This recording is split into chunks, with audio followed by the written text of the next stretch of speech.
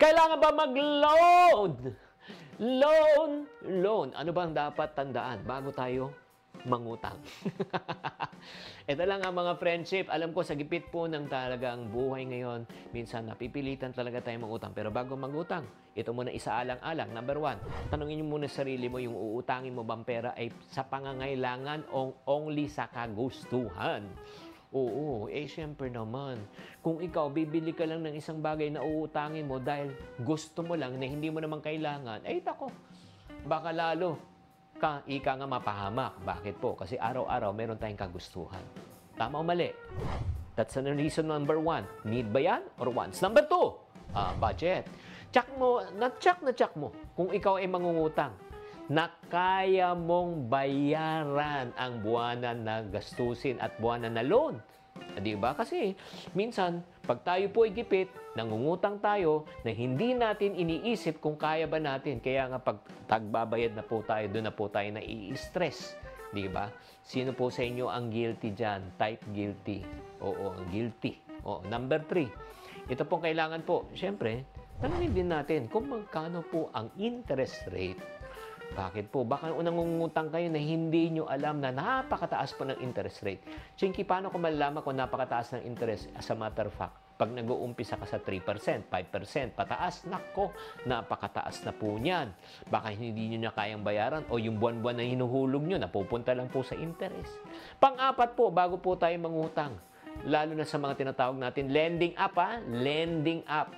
Check nyo muna yung terms and condition. Basahin nyo muna na maigi.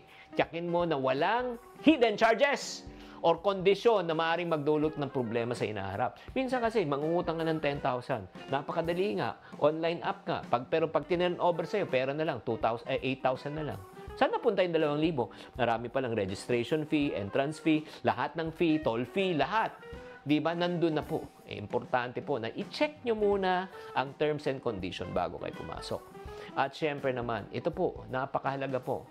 Maghanap rin po tayo ng tinatawag na alternatibo na pag-uutangan. Kung gusto nyo talagang mangutang, wag po sa mataas na interest.